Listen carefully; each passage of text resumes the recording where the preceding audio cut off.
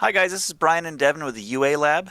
We're coming to you today to talk about the current meta, what we think the decks would fall on for a tier list, and what you should be playing going into the Pomona Regional on the 18th. How are you today, Devin? Oh, pretty good. Can't no complaints. Excited for the long weekend, to relax some.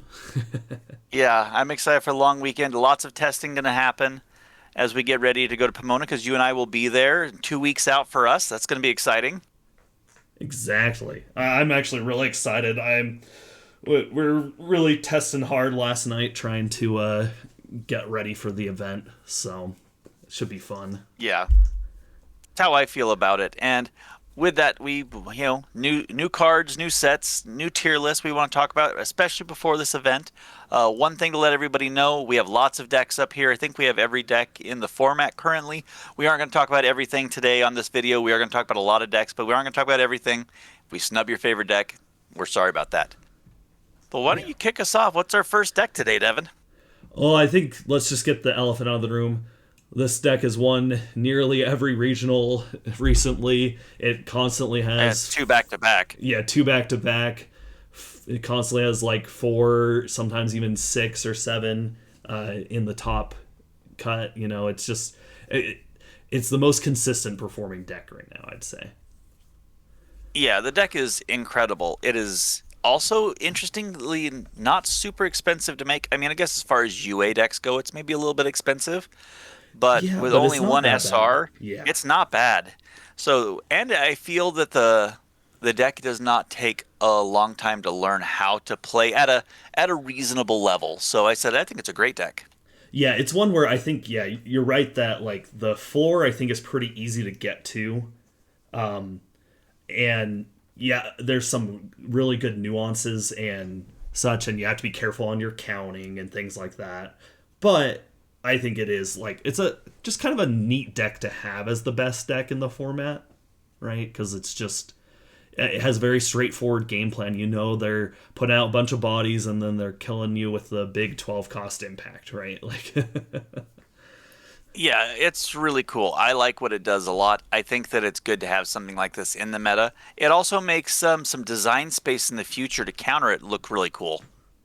yeah, and there's even like I think there's some techs you can do right now to like just repeatedly get rid of small bodies that mean you can deal with this deck, um, etc. So okay. Anything else you want to say about shadows?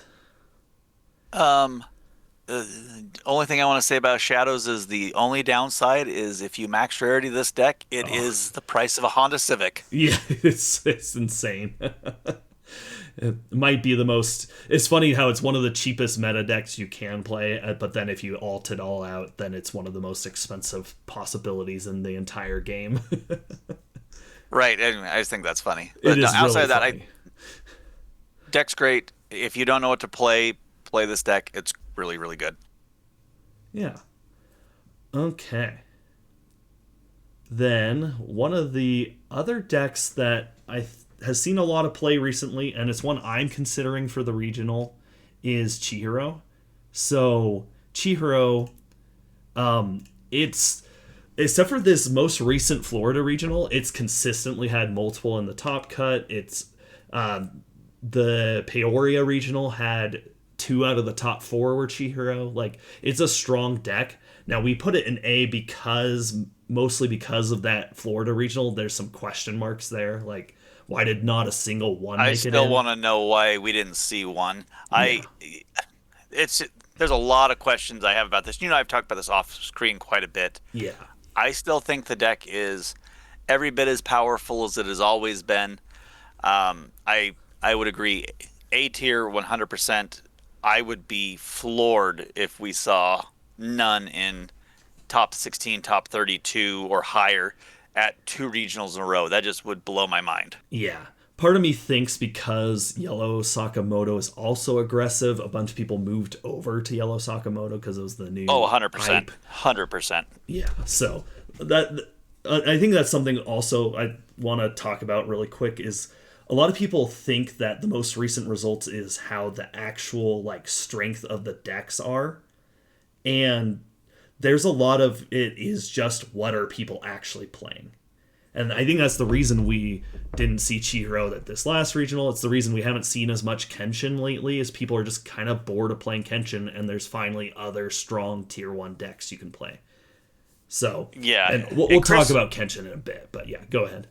I was just gonna say, Chris always mentions that, and he doesn't say it on camera as much, but he mentions that UA is a game of IPs, and Yeah, the most popular IP or the newest IP often outweighs what's best. Because where other games, I have a set of cards, and you add to that pool, and the pool gets stronger. It makes decks be very different than one that every IP is its own unique encapsulated set of cards, and exactly. you Yeah. build based off from that. Yeah, it's not like when Yellow Sakamoto comes out, you could splash it in, Yellow Mina or something like that. You Correct, just yeah. can't, right? It's its own deck, and that's it. Okay, anything else to talk about Chihiro? Um, Card economy. I think that the one downside of this deck is if you have bad card economy or don't see Char, the deck can really, really struggle. Yeah, I think there is and there's a lot of skill in knowing when to go for the double attack, because you can really only do it once, sometimes twice in a game, bef- realistically, right? And so knowing when it's the right time to use it, I think also is an important aspect of this deck. I 100% agree. Okay. Well, shall we talk about one of your favorite decks? Yeah, we can talk about this one. I love Mill. I think the play style is unique. I enjoy it quite a bit. I am taking my bias out of it and I am putting it in B tier. I think that my struggle with this deck, outside of loving it, and it can win, and I can argue if I have enough conversations to put it back in A tier, but from all the games I play, I feel like I have to play almost perfect to win against some of the top end decks. And any deck that I feel like I have to play perfect, I can't put in an A tier or an S tier. Yeah, and well, that's one. This is actually funny enough of the matchup we were testing just last night. You on Mill versus me on Chihiro, and it just felt like, because I had basically the easy game because I saw 3 Chihiro raids and I just kind of overwhelmed you. And Yeah, it was rough. yeah, exactly. And so it's just like a very much a Chihiro. While I did say there is some nuance, right, on how to play it, it has an easy floor. Versus Mill, it does not have an easy floor. You have to play perfect, like have your I guess lines down perfectly for 8 rounds in a row, and that's really hard to do at a long event, right? Yeah, and that would be my thing is in small events, I'm still going to play it a ton. I love the deck. It's one of my favorite play style decks. But from a large tournament, I just feel like I have to play so perfect with it that I think it's a B tier. I might still play it in Peoria. I'm choosing between it and one other deck right now, but it is definitely one where it can win games if people aren't respecting what you're doing or they have a slow start. You can easily run over them. But one of the other aspects that doesn't get talked about enough is the 5 cost Jinwoo is amazing, but it is a reactive Yes. raid. It is not proactive. So there are a lot of times in my hand where I can't push because I'm not going to play it. So I don't raid. And so you sometimes you have weird energy issues and things like that. Yeah, because you don't want to rate it, but so you're like, oh, maybe I can push up some zeros and ones to get some damage in. Oh, wait, I don't have very many because I need to run all these effective mill cards, and so yeah, I can see the awkwardness. Yeah. Still strong deck. A lot of fun to play. If you want to get good at the game, it's a good deck to play to get good at the game with. Yeah, it's a cool playstyle. I built this deck out, and it actually was one of the ones I was considering for Pomona as well. It just I Chihiro for me is above it right now, as you can also see on our opinion here. So okay. Well, any Okay, what do we last got thoughts next? on? Oh yeah, let's go to. Oh, No, I don't have anything. Like it just makes me sad that it. I feel like I have to play so hard with it. I wish I Yeah. had one extra card in like the 3 to 4 cost slot. Is the only thing. If I had one extra card that could apply decent pressure, I think it would be higher. That'd be my last thought. Yeah, that makes sense to me. Okay, so I just moved it up, but we want to talk about Arima because it has I topped have this deck twice. too. It's another deck you built out and you enjoy. Yeah, Arima's cool. My biggest issue is, and this is such a weird thing to say, it struggles from all the issues that big green decks struggle from. You've got to get your Ah, energy out, and I've done some changes thanks to the people who have topped recently. I've taken some inspiration from theirs as we put it together and some testing with it. But the issues that I ran into is that one, it's just kind of inconsistent. Um, you have to see the 7 cost Arima because the 6 cost Jizzo raid is just not good enough on its own. It's cool. You kill a creature, they kill their littlest thing, and then you just got a beater really. That would be my biggest issue with it. If you see all your pieces and you're flowing well, it is very powerful. If you have an average to uh, you know, sub average hand, it just kind of piddledicks around.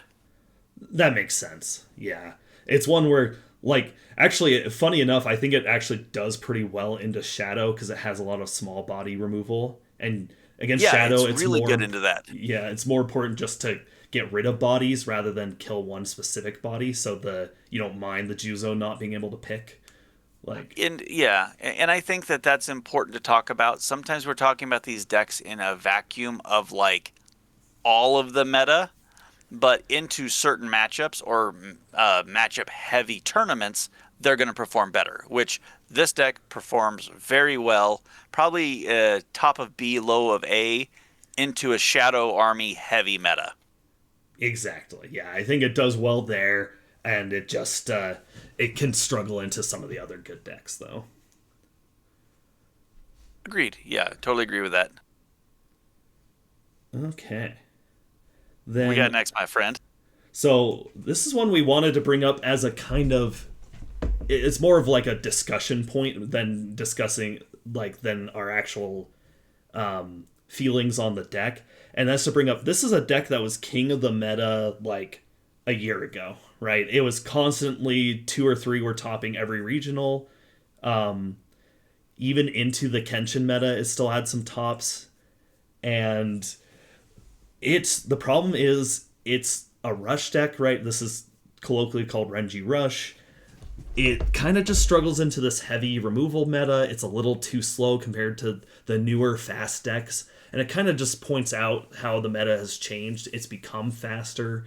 And this is just a worse version of your other fast decks like Chihiro, Kenshin, Sakamoto, etc. Yeah, I think if you look at it a year ago, the ability just to put 4K bodies out was really important.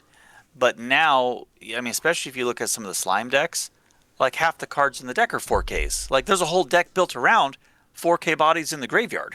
Yeah. And a lot of them have really strong effects versus Renji, you were often hard playing it and you could pay an AP to get damage too. When now you can play a 4 cost that's just a 4K, and has actual good effects and etc. So, like, actually, one Yeah. we'll talk about later with the slime stuff, but like that purple promo Shion is like Oh my lord, that that is such card a good is effect, so like good. for like, and it's just a vanilla 4 cost 4K, and it plays another body if you're set up. Like, it's very And good. yeah, well, that card in testing yesterday won me a game just because of its effect. Yeah, it's so, like, when you compare that to hard playing a Renji raid, it's just like, yeah, it doesn't really compare. Okay, Yeah. any other thoughts on Renji Rush? No, I think that it's a deck that I am expecting to see some resurgence with the decks coming out in November. But until then, I expect it to stay kind of D tier and in obscurity, kind of with some of the other Bleach decks until we get a little bit more support. That makes sense to me. which we're most likely getting. So I'm excited to see. So okay, well, let's talk about another S tier deck, Sakamoto. Now, we've only had one event with this deck, but it clearly had such an amazing showing, being on par with Shadow and Yellow Ava in results this last regional. Now, we were talking about how we think it kind of ate up a lot of the other aggro representation, because boy, is this deck aggressive. That 4-cost Sakamoto just spitting out another body is so powerful, and it has some of the best utility out of all the aggro decks as well, because it can just, it has snipe impact, it has hand removal, it gets information from the hand, it gets information out of life. It just has so much powerful, flexible effects that it just does a lot. Yeah, the deck is very good. Funny enough, I think that it doesn't have as strong a game into Shadow as Yes. you maybe would want. I've seen some other people talk about the deck being lower than S tier, but if you look at the results from last time, granted, we know there was a sea of Sakamoto. We acknowledge that. I have a hard time not putting it top of A tier, middle of S tier. So I think the deck is very strong. The Yeah. biggest complaint I have is the same issue you run into with Kenpachi, is that it's expensive. Yeah. The Sakamoto raid being $30. I think it's dropped a couple, but it's still close to 30. Is insane when you consider like some of the other raids are still like $10, and the other concern I have with the deck is it can be a little inconsistent at times. It almost lives and dies by seeing the Sakamoto raid to get the velocity, and if you don't see it, Sakamoto's 25 right now. okay, so it has dropped a little bit. Okay, so but still, But yeah, this deck was going to you need it cost for you. consistency. Yeah, it's going to cost you like 150 to build this deck. But yeah, you really need to see the Sakamoto for the consistency, and because like since it's the hybrid build, you can't just rely on seeing the consistent face up pieces. You kind of need this Sakamoto to find more of them and things like that. So that's my other concern with the deck, but it's just so inherently powerful. Yeah, and I think that it's aggressive enough that it deserves, like I said, top of A, middle of S. Yeah, exactly. We're gonna keep it in S for now, just because of the one we've only seen the one regional where it did excellent. But okay, well then let's talk about another one now. Let's talk about the other end of the spectrum. Uh, the king of Yeah, no kidding. consistency himself, and that is Saito. Saito? Yeah. This deck is still, I think, the most consistent deck in the format. Just has so much searching, so much draw power. It can even recur its raids with the color trigger bouncing it back to hand. Like you just, it feels like they always can. Once they get to 6 energy, they are raiding a 6 cost every single turn, and sometimes two of them. Yeah, this deck's a ton of fun. I remember when it was coming out, I kind of down talked it a little bit, but since then, and I've had it for a while, I really like this deck. It is very consistent. It's kind of boring to play Yeah. for anybody that's picking it up. It's it just is what it is. But the 4 cost raid not being able to be blocked by 2Ks or lower, it's really good in Shadow. Yep. And then it has nullify impact on it, so it also is a good block for the 12 cost. It's positioned well, and then being able to snipe with your 6 cost with snipe impact. It's got a lot of the things that we really like about decks. Probably the only issue I would say with it right now is it doesn't typically flood the board with bodies, and so decks that do can be very hard for it if it's not able to control the board well. Yeah. So that's one where, like, if you're facing against Shadow, it's such a weird matchup there, because it feels like a pseudo mirror in some ways, because your big raids are similar, but everything else about the deck is a little bit different. Like Shadow's going wide with small bodies, but you can beat past them because the 4 cost, like we said, just kind of ignores it. So like you kind of have this weird dynamic in the meta right now, but it's so consistent and just powerful enough that I think you'll still see one or two topping almost every regional. Yeah. Okay. Yeah, I can get with that. Well, let's talk about one of my favorite decks now, Chihiro. So, funny enough, this one actually is kind of similar to Saito in that it doesn't have as much search as Saito, but it has almost every card in this deck is either draw discarding or filtering, looking at the top, putting in grave, etc. Like it has some of the most consistency pieces in the game, but and it has good removal, right? This Chihiro itself also can, free play a special. It draws two discards. It has evasion, just like Saito has. But in a lot of ways, it has some other struggles where, like, this is one that has a similar problem to Mill, funny enough, where because there's so many little decision points on draw discard and stacking and etc. and thinking multiple turns ahead, it's also one that at the end of an event my brain is fried, and so it's one that like it was in consideration for me for Pomona, but I'm just a little concerned on how well I would do in the later rounds of the event when I'm really feeling the tiredness. So Sounds like you need the juice. exactly, yeah. So it's one that is still absolutely strong, and we've seen multiple regional tops from this deck, and I think if you one trick this deck and you just grind this, you can do well in an event. Like you can absolutely top 32, and even like we saw, you can top 4 an event with this deck. So Yeah. The deck is 100% capable, but it is a lot of mental strain on the pilot. yeah, and you have to play perfectly. The amount of times I would set up something and then immediately realize, oh, my next play should be this, and so I set it up wrong, right? And because I realized I had done things out of order. Like the order of your sequencing matters a lot with this deck. So That makes sense to me. okay, well let's continue the me train. Here's a deck I like a lot. Now we have it down in C tier. Now I should say we haven't seen any results from this unless you're counting rare battles. But the rare battle is actually kind of points to where this is strong is it has a good shadow matchup. The Choi just being able to every turn kill a small body. So you're just constantly keeping them off of bodies and make it hard for them to get to the shadow, which can answer it. And if you ever see a second Choi, then it feels like you're just obliterating their whole board.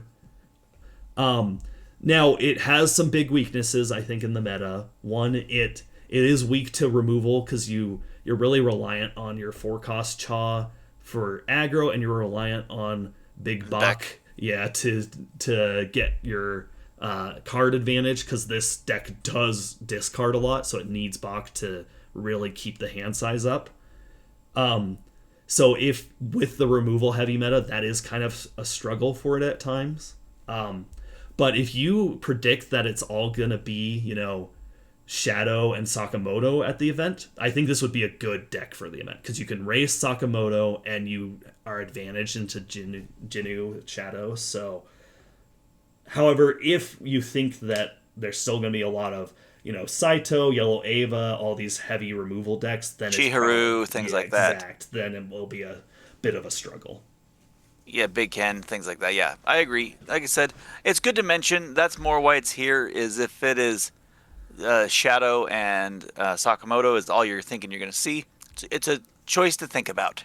Yeah, it's one that you should be prepared for because also Cha is very popular. You never know when you might just face this at an event. So okay, Yeah, totally get it. let's talk about another old meta deck, and that's Sukuna. This is one both you and I have played a lot of. It, especially back in the Yeah. day, it struggles in the current meta of because it's always been a high roll deck, but in the past, even your low rolls, you could kind of keep up with the meta. And nowadays, if you low roll with this deck, it feels like you're just going to get blown out. Yeah, I mean, I think the biggest thing to mention is the 4-cost Sakuna Raid is still a crazy card, but it really has to have the sight in play and it's got to have Shrine, and you've got to have 3 to 4 fingers to Yeah. really feel on par with some of just the normal cards right now. And Yeah, so it's just exactly. annoying. Yeah, I agree. The The 4 cost raid is arguably still one of the best raids in the game, but you need so much more Yeah. setup compared to some other decks. And the UG raid out of life is still insane to be able to bounce something like the, Yes. credit where credit's due. The raids are still really powerful. Yes. The rest of the deck, besides those 2 cards, is kind of garbage. Yeah, that's where if we get a JJK Volume 3, that's where I'd like to see the cleanup is it doesn't need another raid, although that would be fine. It really needs just better low end to make it a little more consistent. Yeah, I can agree with that. Okay. Well, let's talk about another S tier deck, and that's the Ava Girls. I could see, you could place it above Sakamoto, below Sakamoto. It doesn't really matter. The important Yeah, thing, they're we're both just S tier decks. yeah, Um, and we're not really placing decks in the tiers as what we think is the top of there. They're just kind of yeah, here are there's a your ones couple that listed. are So ordered, but for the most part, it's just kind of this is S, this is A, etc. yeah, yeah, yeah. This deck is Um, still just yeah. it's so good at board flooding. It just like the fact that you get punished for attacking in this deck feels so bad. Yeah, I mean, I was testing into this last night. The fact that same thing. I attack Ray blocks, gets a body to block, pumps something up a K. So then there's 2 extra blockers. I don't get to kill one of them. Like it's very strong. Still has to see Mari, so it still has the things that it's always had issues with, but it's still one of the best decks in the format, and it's pretty straightforward play wise. It's not crazy hard to play this deck, at Yeah. least at a competent level. Yeah, exactly. Even someone who's just kind of having an off day and just playing kind of average with the deck could still succeed at an event because its plays are so inherently powerful. Yeah, like I said, and players that have taken time and have been playing it for 6 months, like those are scary players right now. Yeah, exactly. Because this deck does have some good nuance, and you can really set up your defenses well. Because there's a lot of decks right now that have that 4K or higher evasion, which can be a struggle for this deck. But if you're a good player, that's where your strength can come in because you can recognize, hey, Shadow's gonna try and attack with a Shadow and say, my 4Ks can't block. And same with Mill, same with some new decks that we're going to talk about in a bit here. But if you're smart, you can set it up so you have the Ray that when it blocks and dies gets you a draw, and so you can set that up so you're going to block with that first, then block with the other big Ray to get that back again, and things like that. So, Yeah, totally agree. yeah, so I think that there's not that much else to say. This deck's been in the meta since it came out. It's good. Yeah. Again, if you don't already own it, it's one to pick up. It's strong. It's powerful. Exactly. What are we talking about next? The order? Yeah. So let's talk about. I think let's talk about both of them at the same time. So there's Which is two fair. versions, and the thing is, both of them topped at the event in Florida. So both. And they both play different. Yeah, they both can mix with each other, but they both play different, which is kind of weird to say, but you really can. You can. This is one of the most flexible deck building you can do in the format because you can do the heavy Sakamoto and wow, I'm blanking on his name. The other guy, which is the trigger focus build, and Yeah. the trigger focus build can still play Osaragi and Shishiba because the 2 cost color trigger can just cheat into those bodies. And so that was one of the builds we saw was really heavy focused on the trigger, and then the other one was heavy focused on the AP draw aspect of the Osaragi and Shishiba. But really, And you that's can the deck I have. yeah, and I have a heavy mixed version where I'm on 4 Sakamoto and 3 of the other trigger one, 3 Shishiba and 2 Osaragi. So I have this heavy mix. This one's in contention for me, but I'm leaning away from it just because, at least from what I've found, is you're so reliant on this Sakamoto living for more than one turn, it feels like. Games where I had the Sakamoto live and I'm just able to activate his effect every turn and just get more value, I felt in control of the game. And games where I couldn't do that, it felt like kind of a bricky struggle at times. So that's my concern with the deck. But both versions topped, and I think there's still a lot of flexibility in deck builds, and it's possible someone will figure out an even better version of like maybe a halfway between, or maybe they'll just figure out, oh, the trigger version's better or the AP version's better. So, That makes sense to me. but yeah, it's still an inherently powerful deck. If the 4-cost Sakamoto lives, as I said, it feels like you just never run out of resources. No, it feels like it has tons of gas. So I think both decks are really cool. I like the AP draw build. I like that it has lots of hand advantage. I like that you get to restand your AP, and so you don't feel bad in doing the AP draw because you're getting abilities because of it. It almost becomes like a strength as opposed to, oh man, now I'm down one of my actions. Yeah, exactly. And the 6 cost, if you're playing that, being able to kill Monarch's Domain is very powerful right now in the meta. Yes. Yes. Absolutely. All right, what do we Okay. got next? So this is one that it's an interesting spot. So and this Willy deck, let's be clear, this is pure Willy. We'll talk about the hybrid deck later. Okay, okay, Pure Willy, got it. Yeah. So Pure Willy, although I think Pure Willy is actually in an interesting spot in the meta because it yet again it does pretty well into Mr. Shadow, where it has a bunch of -1s that aren't restricted like other colors get, where it has to be 1500 or higher. This just has a bunch of -1s that pop up. So you can like set up combos where you're clearing 2 or 3 of their shadows in the front line in the same turn. And so I think it's a weird one where like it hasn't seen that much success. It's seen a top here and there, but I think it is good into the shadow meta. So that's a Yeah, and pretty I think it good plays thing well for into it. yellow too. Yellow Ava Yes. as well. Yeah.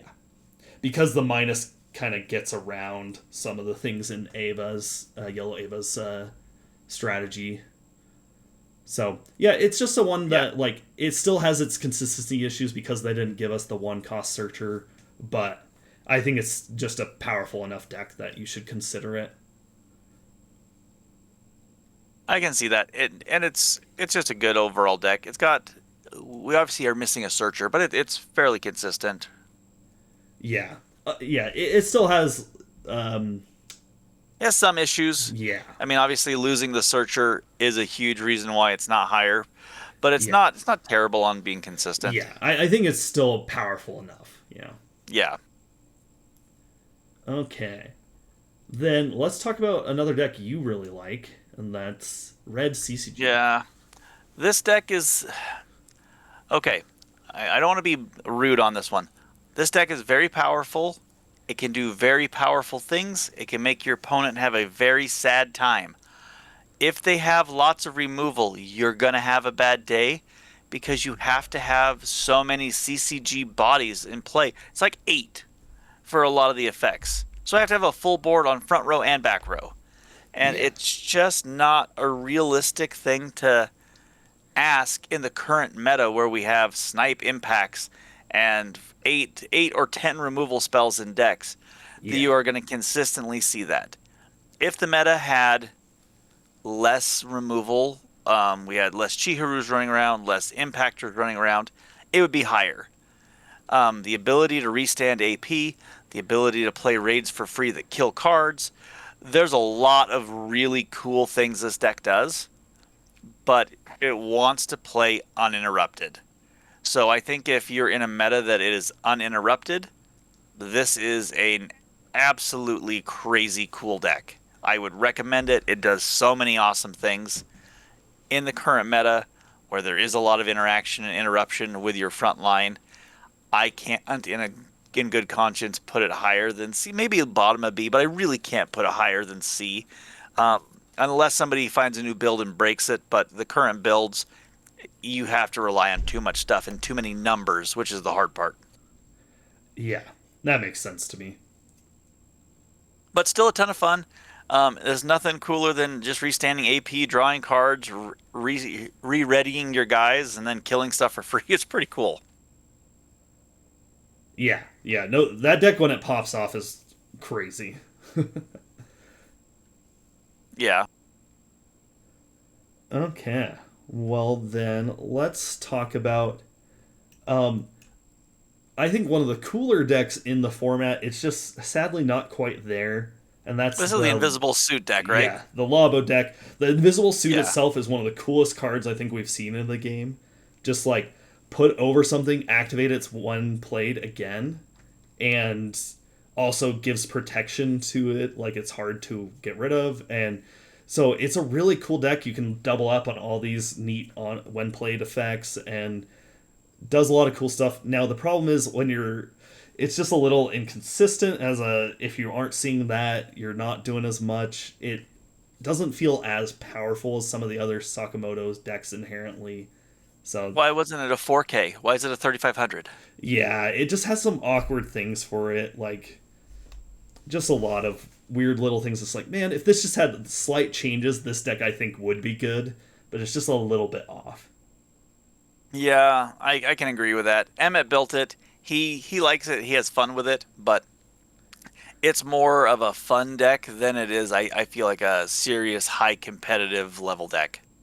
Yeah, that makes sense to me. Yep. All right. Okay. Well, Shall we let's. go talk about our good boy Yeah, good old Kenshin.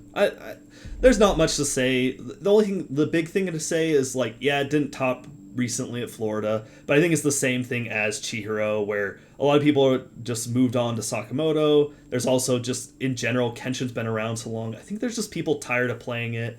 There might have even been people waiting for the since we got the Yahiko announced that they're just like, oh, I'll wait to play it till after we get that again, you know. Yeah, I'm expecting in Peoria because of the Ahiko to see a lot more of it because I know that a lot of people were waiting for that. I don't know how much that's going to increase the floor of the deck. It's obviously a better card than what it had before, but I do feel like it's a minor buff.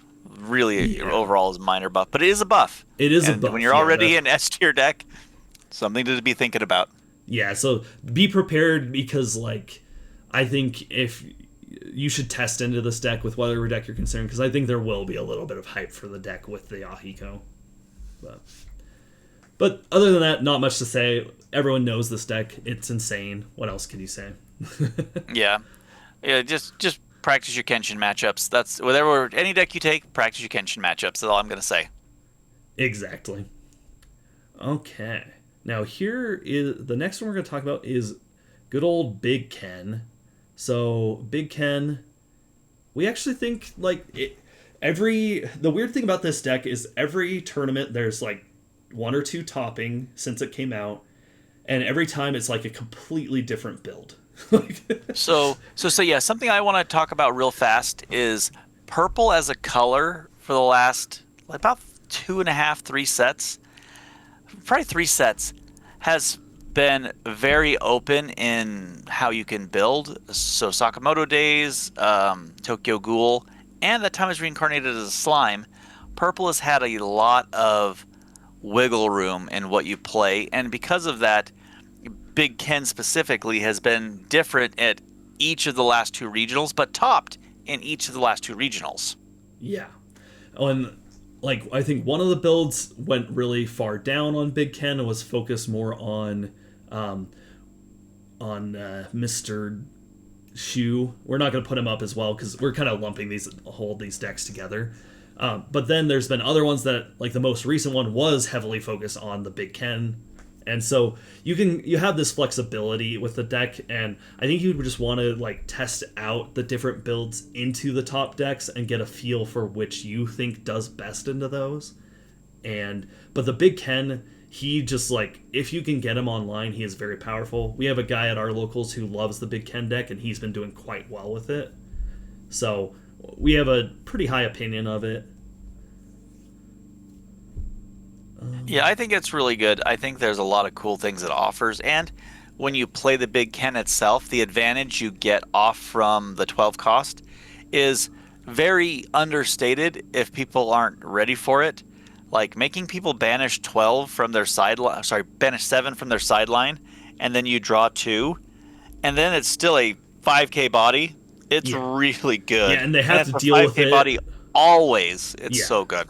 Well, they have to deal with it, or it does it again the next turn, right? So they, Correct. yeah, Yeah. yeah. So it's just like, and it's really taxing for some decks because a lot of decks in this meta actually do care about their sideline, right? Shadow really doesn't want to lose its sideline. Yellow doesn't want to lose its rays. Mill obviously Mill, doesn't yeah. want to, etc. There's like a lot of Sakamoto as well. The color trigger wants to raid out of the sideline. So there's just a lot of decks that it is weirdly taxing, and sometimes they'll just let you kill their thing because they don't want to lose 7. You know. Yeah, exactly. Oh, and the new Rimuru deck that cares about 4Ks in Yes, the yeah, bad sideline. deck. Yeah, and events like the new Rimuru slime stuff cares a lot. Yeah. So it's a deck that I think you can tool it for the meta and it can do well. Okay. Well then let's talk about. So we're gonna save the new decks for the end. So we've actually finished out the B decks besides the new decks. So we're gonna jump to another deck that's been around. It's seen a little bit of success here and there, and that's Yeah. Yuna. This deck is I like this deck. I know we have it down in C.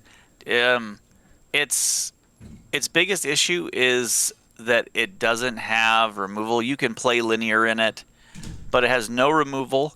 You can make your guys really big, so it does a lot of the stuff that like Shadow Army wants to do, but you are so resource heavy. You're playing a lot of actions every turn, but it is still heavy combo. I like the deck. It's one I have. I really enjoy playing it more because of how it plays than how powerful it is. It can do really powerful things, but it's just a little bit slow right now. I feel like you're about a turn behind in your average turn cycle than the other decks in the format. And that's really where my issue with it is. And it's another one that 100% cares about its sideline. Yes, that is very true. Yeah. So yeah, I think I'm with you on it. It's like one that like it also has the same issues as Mill and Purple Chihiro, where a lot of thinking. You have to play perfectly every round, etc. So yeah, I think that's about It's seen success in the past, so I think you could maybe, if you again you one trick this, you grind it super hard, play many dozens of hours into it, you could probably do well at an event, which is why we have it in C and not D. But I think this is about right for the deck. Yeah. Um, I guess the next deck we want to talk about is Kenny. Let's talk about the man himself, Sorry, which one? The Kenpachi. Talk Oh, about Kenpachi. Kenpachi. I see. Yeah, yeah. Yeah. So Kenpachi, there's an argument that it's this level of power, but no one has the deck. So it's the same issue we've been talking about, where um, a lot of people misunderstand that there's a lot of just like what deck people are actually playing and not as much how strong the deck is. This is one that it has classically done well into Kenshin because it can block forever with the guy that can't be moved to the back line. It freezing the whole back line of Shadow is really relevant right now. Like it has a bunch of good stuff into the meta, and so that's why we're keeping it at A tier. We think it's a very very powerful deck. It is like a very anti-meta deck. It's just no one's playing it really, so that's the big thing. Well, and it's so cost prohibitive. I mean, Yeah. not that that should affect how powerful a deck is, but I think it's affecting how often we see the deck topping is because of that. Yeah. Well, why would you pick up this deck when you have plenty of other strong decks that cost a third the price? You know, like And yeah, and that's going to be what players look at. Why would I play? Why would I risk investing the money in this deck that's not the best deck when I can buy all the S rank decks for the same cost? exactly. Yeah. So it's just hard. Yeah. Good deck though. Um. Then let's look at another C tier deck. So Toto had a a result recently, which was Was we were a it little shocked by it, but Kissimmee or Peoria? Was it Kissimmee or Peoria? I don't remember. I think it was Peoria. I'll look it up later. But yeah, grats to the Toto player. Happy to see it doing well. Um, again, the deck's got some cool things it can do. Yeah, and I it has feel a it's couple things that are relevant right now. Like it can, kill sites with the 6 cost raid, which is relevant into Shadow and a couple other decks. You can also pull up some important things like the Misato against Yellow. You can pull up the Kaisel against Shadow. It has some relevant things, but I think against weirdly enough, I think it's almost the A tier decks that are tougher for it because it does its best when it can counter the meta, and there's just not much in the A tier it really counters. It has a couple good matchups in the S's, like I was just saying, but so it feels really dependent on what you see the meta will be. yeah. So And I was gonna say, um, do you think that this was more a pilot taking a deck that maybe they've been one tricking, as opposed to like the deck itself being that powerful? A good example, we had the player who topped with 10 swords at the last two events. It was the same player. I'm going to say that that is a player that has spent the time and has done great, and congrats to them. But I can't recommend 10 swords when it's been the same player at two events. yeah, exactly. So I'm in the camp of it's probably mostly just a good player, but there is weirdly a couple of relevant top tier decks that it's good into. So Okay. maybe if you think it's going to be all yellow Ava and all shadow, then there's some arguments for playing it. I don't think that's likely, and the meta's too wide in my opinion for Toto right now. But there is a little bit of an argument for the deck. Awesome. No, I like that. Okay, then let's pull another A tier deck. So I can this say is we have a lot of A and C tier decks, as you'll see. So we're gonna probably be bouncing back and forth between those for a little bit. But this is one that I've played a fair amount. It sees success on and off. I think the best example for this was I think it was Peoria, where it had like two or three, I think. yeah, it had 2 or 3, but they were all down in top 32, and only one was in top 16, I think it was. And then there was none at Kissimmee, and there was none in Virginia. So it's one where I think it's just a little inconsistent. That's its big issue. Yeah. It's very, very powerful. Arguably the most powerful deck when it pops off, because boy can it Yeah. pop off. I But and you know my feelings. I will go on record saying I am a hater. I don't like this deck, but I can recognize that I've been hit for seven more than once. yeah, exactly. It's one where I think this is another one where you do need to grind it because it is very hard to play. But even when you're a master of the deck, you're going to have those games where you're just not seeing the right pieces at the right time, and it can struggle. Would you agree that the floor of this deck is potentially a little bit lower than other decks, but it just Yeah, has an insane ceiling? yeah, and and against a deck that isn't fast, it will eventually get there. So that's why, I think the meta's pretty bad for it right now because Sakamoto, another really fast aggro deck coming onto the scene, is a little tough for it. Especially one that it puts your stuff back on top of the deck. I think is really annoying for it when you kind of want to be discarding your cards certain times because the Ray stuff is drawing and discarding it when it dies, and so it's just oh, okay, well, I guess this gets put back and I have to draw it again, so I'm not seeing more of my pieces. It really slows down the velocity of this deck because this deck isn't a search deck, it's a draw, discard, or filter off the top of the deck. So even putting one back on top really slows down its game plan. That makes sense. Yeah, so but as we said, inherently a very powerful deck. So if you really like the playstyle, grind it, and I think you can very much still top 16 a regional with it. Yeah, no, I think it's fair. Also, a little bit of lady luck on your side. It Yeah, is still a card game, so variance is important. But yeah, I can agree with that. yeah, yeah. Okay, let's talk about another one that's this one is one that is kind of the opposite of like Toto, where it was seeing a lot of six. Like we had one or two was topping every event like 4 months ago, but the last few months we haven't seen much of this deck at all. Yeah, it's because it had a good matchup into Gaius, and with Gaius dropping in popularity for obvious reasons, it's just not quite as powerful. It does still really cool things, Yeah, but I mean, that's just frankly why, with its meta counterpart being less now, it's not as relevant. I'd be interested to see testing how it does into the new current meta, but that's kind of my problem. I have the deck. I've played it a little bit recently. It's felt okay, but it doesn't do enough right now for me. yeah, that makes sense. It's a cool deck. It also has very aggressive starts, so it can sometimes it can race any of the other aggro decks, but it does feel a little inconsistent at times. So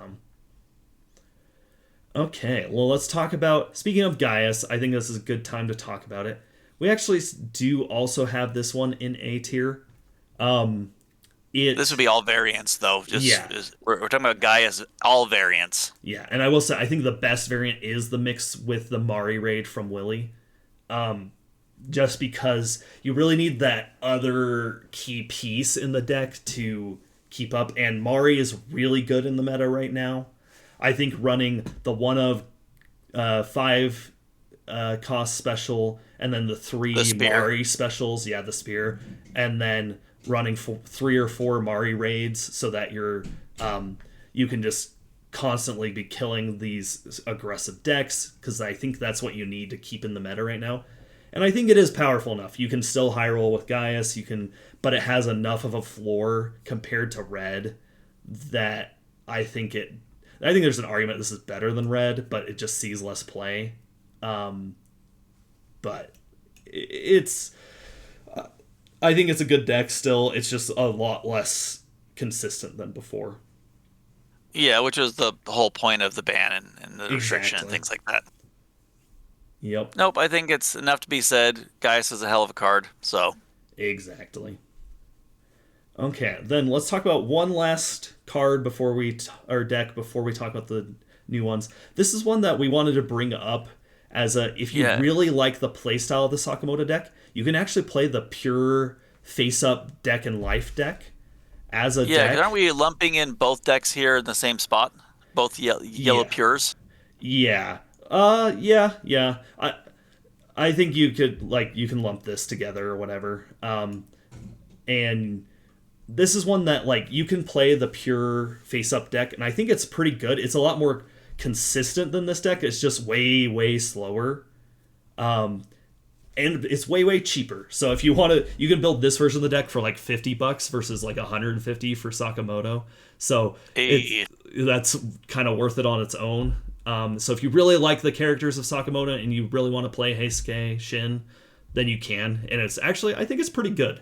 It's just it's a heavy removal deck, which is great. It can struggle in certain matchups because it feels a little slow at times. But okay. Well, Makes then sense. I think it's time to talk about new decks. So we're going to talk about Slime and 100 Girlfriends. Now, Slime, we think, just as a quick thing, is going to make much more of an impact than 100 Girlfriends will on the meta. Should we start with what we think will probably be the best deck of the Slime? Yeah, like I said, we should want to just preface this real quick that these are predictions, so we're just Yes. gonna put them here so you can see. Yeah. I've done a little bit of testing with the blue deck. Soe is the obvious powerful deck, but I think there's actually a lot of potential to Shion's version. I've done a lot of testing with this deck. Yeah. Boy, this deck actually might even be more flexible in its build than the Sakamoto purple, than the purple Tokyo Ghoul. There's really three different strategies you could go, and you can do almost any mix of them in blue. Because you can do the heavy Soe event version, you can do the heavy Shion minus version. There's the 4K strategy that's kind of you play in both, but you can kind of do a almost pure 4K version if you want, with just like Yeah, the 4K all matters, Rimmaroos Rimuru and focus. yeah, Yeah. run like 12 Rimuru raids. That is actually, I think, good as well. Like, there's so much flexibility. The reason why we have Soe on top is just the evasion that he gets and spitting out another body is that's the powerful stuff a lot of these top tier decks are doing, right? Spitting out extra bodies is what Shadow does and Yellow Ava does. Evasion is what Shadow and Mill does, right? Like there's a lot of it has a lot of those powerful things we know are good in the meta. So for our prediction, Soe's version is probably better, but I think Shion's version is I think has a lot of potential as well. Just the ability to Yeah. minus things down so that the Rimuru that pops a 2K can deal with the big bodies is really good. And that Rimuru in general is just good at killing all these shadow bodies and other small bodies in the meta right now. So it's Yeah, just and I'm very good. well, I was gonna say I'm happy to see a blue deck that looks like it could actually be good. Blue is one of my favorite colors, and we have really lacked a strong blue deck since Mustang and Sukuna have been relevant. So, Yeah. And the blue color trigger is also at it one of its best it's been in the meta in a long time because of Shadow and even Sakamoto is playing out a bunch of like it cheats out 3500s or less. So guess what? The blue color trigger bounces 3500 or less. So it has the blue color trigger is the best it's been possibly ever, I think, in the meta. yeah, I would agree with that too. It is in really prime spot right now. Yeah, so there's a lot of potential for this deck, and I think there we'll see someone at Pomona crack the deck and figure out a really powerful build and just kind of steamroll the event. Like I would not be surprised to see this deck win the event with someone who's just figured out the deck. Yeah, it's got so many powerful plays and the ability to show 3 or 4 attacks from nothing is very, very plausible with a deck. You know, I've talked about Yeah, it a bunch. yeah. Soe himself can represent 2 active attacks out of nowhere. And if you raid over the color trigger, it's 2 evasive active attacks, which is really strong.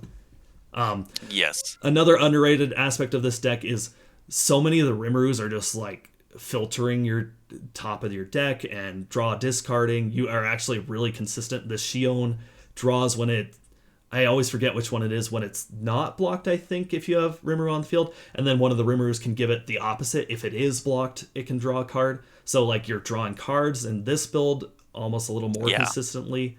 But the Soe, the one that, the event that can buy back a body from your sideline is really strong as well. This deck just has so many powerful things it can do. Yeah, I agree. Yeah, then let's talk about the other deck we think will be quite good from this one. And you tested this quite a bit last night, actually, funny enough. Yeah, this is one I've been looking at. This deck is really cool. It does sandcastle a little bit because you really want the Rimuru raid, but the idea behind it is not every card, but lots of the cards in the deck are modal. They have multiple effects on them, and you pick which one you want. But if you play the Rimuru raid and activate its when activate main, or you play answer, you can activate all of their effects.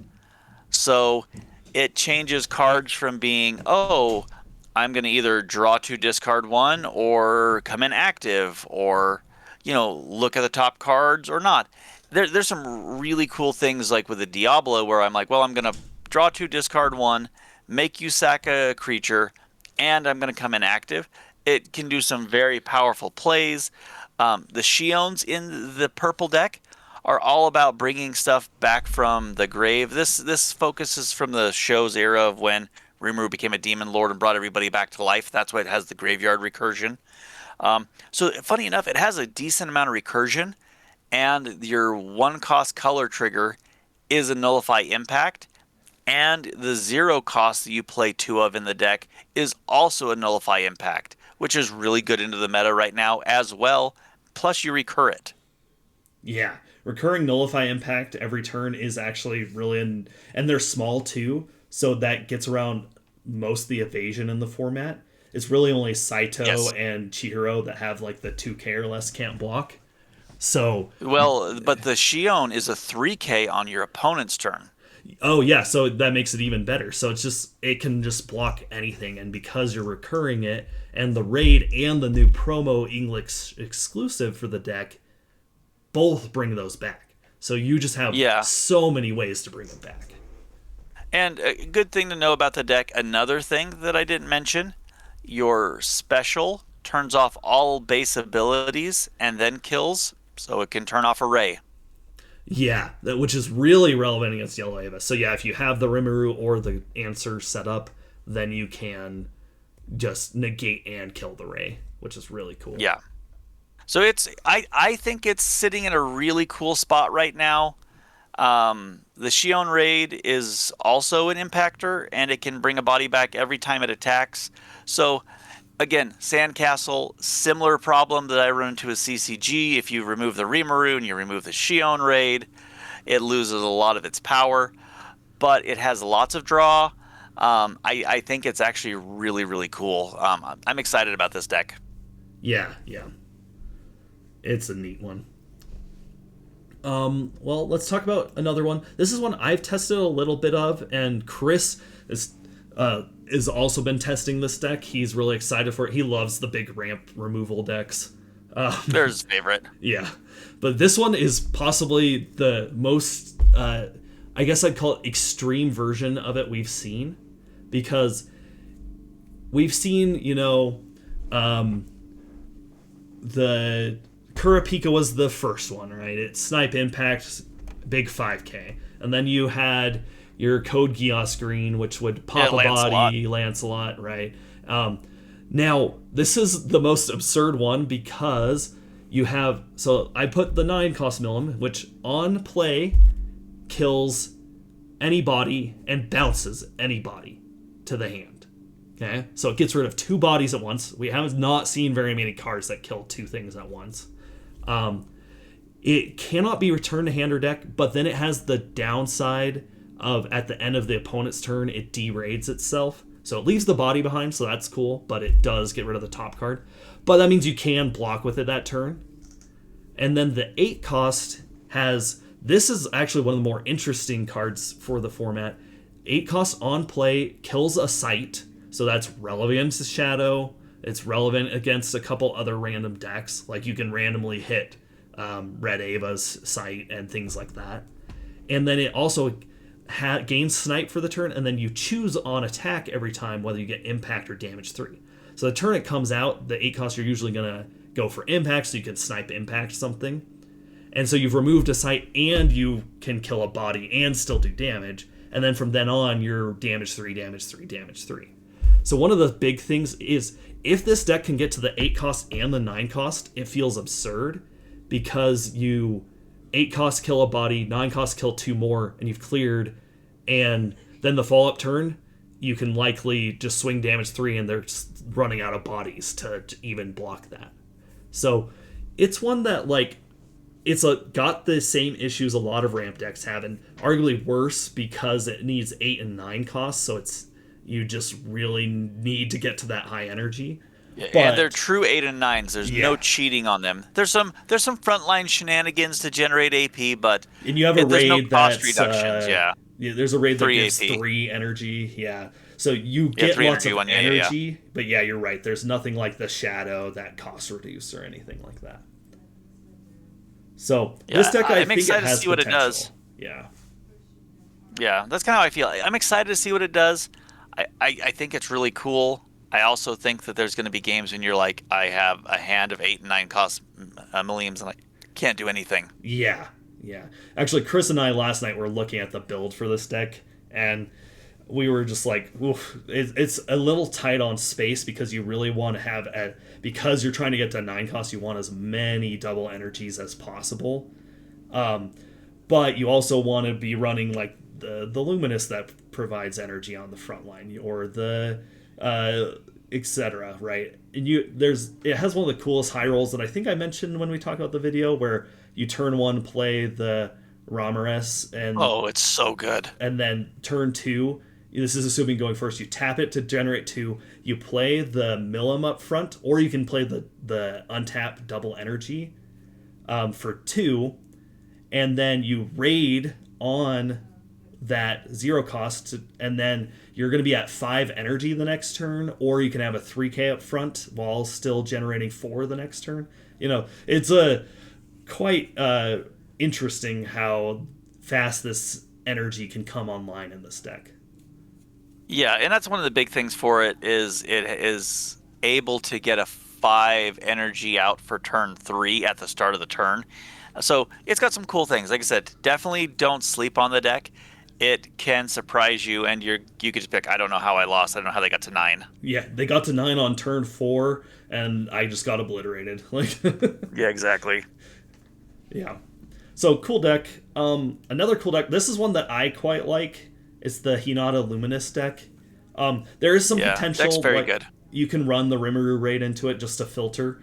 This one's even more focused on the recursion than the Rimuru Shion deck is. It's all about recurring Hinata over and over, because what you do is the Hinata raids both remove their face down, and then the color trigger Hinata can tuck itself and reactivate the Wenplades again, and then the Luminous can get back the color trigger Hinata. So the idea is you can just kind of loop this and just keep on with one Hinata raid. You can just keep on activating this Wenplay turn after turn after turn, and that's really powerful. You are really kind of getting a lot of value out of it. So it's another combo deck that kind of needs to see its pieces, but it can be quite powerful when it does. Yeah, I agree with that. It's a cool one for sure. Yeah, I just like the style of recursion decks. So, do you want to talk? Just finish off Slime real quick before we go to 100 Girlfriends? Yeah, let's finish off the rest. The Keenan deck, we're gonna put it in C for now. I think there's a potential. This deck is really aggressive, and it has a lot of pump, so it can, even though nothing in the deck I think hits 4K, you can easily get to 4K on you have to pump attack. everything. Yeah. Yeah. There's no inherent, but it is a 3-cost deck. So the deck is built to be all 3-cost. So you are very aggressive with it. So if you see your pieces, it's really cool. This is another one about have finished put together. It's been cool in testing. It can be very fast. Again, if you get stopped, it feels really bad. If you don't get stopped, it's very good. But it's a cool yellow rush deck. We saw a similar one with Kaiju number 8. I think this is probably a little bit better than that deck. So I would say it's bottom of B, somewhere in C is where I would place the deck. Yeah.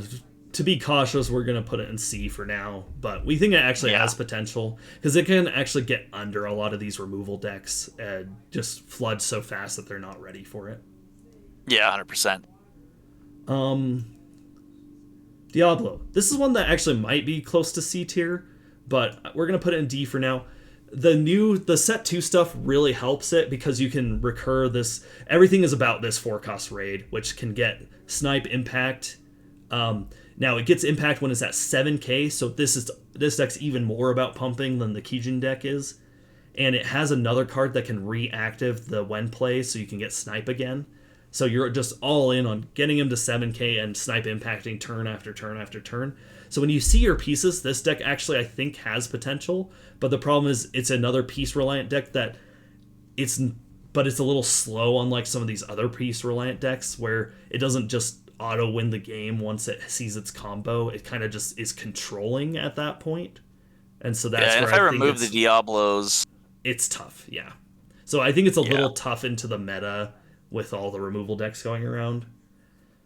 But it's a cool card. Yeah, it's not bad. It's just kind of awkward right now.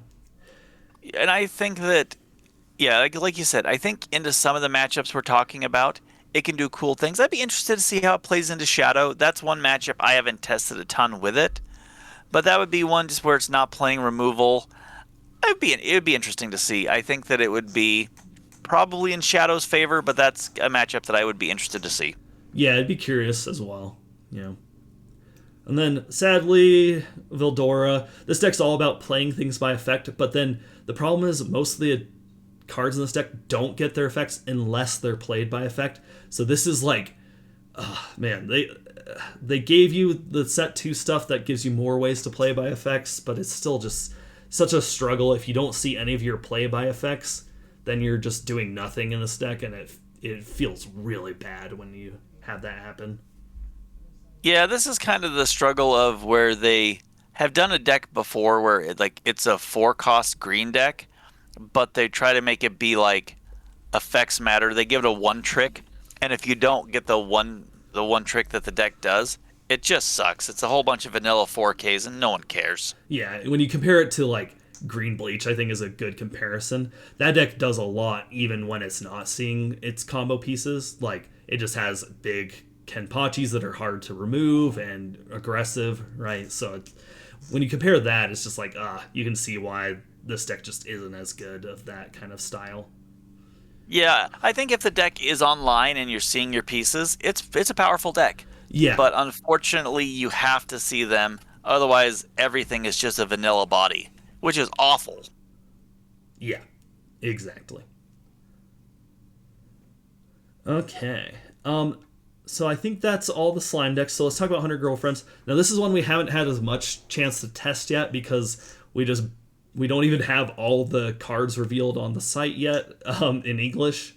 Obviously we can look at the Yeah, JP, but this one, the green deck has done quite well in JP here and there. So if you really love 100 Girlfriends, I'd look into this deck. Now there's 2 different versions of the green deck, but from what I could tell, both were running this Kusri card. So it's a very efficient deck. You can see it's a 3-cost raid. It cares about events as well. So it's a very like efficient but kind of combo-y deck. I think it has potential. It's one that you'll have to find the build as well, because when I was looking up builds in Japan, it was like I saw every version of this green deck that you could imagine. So it's kind of crazy. And then yeah, so if you really like it, this is the one I recommend. The other deck is this one. This one's okay. The problem is I've seen builds that mix this with her mom, with the 7 cost, or with the other 4 cost. Both are kind of have their own issues. The 7 cost has the typical energy issue. The other 4 cost, it's weird where it pops a 4K on a 4 cost with no restriction. it's a mom But deck, right? yeah, but then Okay. it gives them a draw if you pop their card. So that's the issue with the other version. So each of the builds of this have a big downside, whether it's energy problems or giving your opponents draws problem. But it's not terrible, and that's why we're putting in C. It can be played. But if you really like the deck and want to do well with it at regional, I would recommend the green deck more. Yeah, and that makes sense to me. Again, I have not looked into these as much. I'm not as interested in this set. I'll probably build a deck from it just to have it, but that's about the extent of what I'm going to do. Yeah, I might not even do that. We do have a guy at our locals who loves this show, so he'll probably build it. So we'll be able to test into it, which is nice. Yeah. But yeah, this is kind of what we're thinking for the meta. So you can see we think there might be a new S tier deck, which is kind of cool to see. And finally, in a color that's been struggling, blue has probably struggled the most in the last 6 months, because at least green has Kenpachi that can do well. So it's really exciting to see. There's a lot of flexibility. I think we'll see very similar in this blue deck to what we saw with Kaneki and with Order, where you'll see multiple different builds top, and it will take a while before we determine what's kind of the optimal build. Yeah. I was also going to say one thing to mention is with so many decks in S and A tier, we have 15 decks up here. That's a pretty open meta. It And that's a is. healthy thing that you actually want to see. I know some of it's going to be, well, hey, there's only so many IPs. You've only got 7 different IPs showing. We take what we can get. 15 different decks is a good thing. And some of them we've lumped together. So it might even be 16 decks. I'm pretty excited about where the meta's at. Yeah, I'm really hopeful. I think Slime does a lot of interesting things for the meta as well, bringing in some other play styles and just some neat deck identities that we haven't really seen in our meta before. So Yeah, I agree with that. And yeah, I think that if you were going to take something to the event, one of these decks will do well.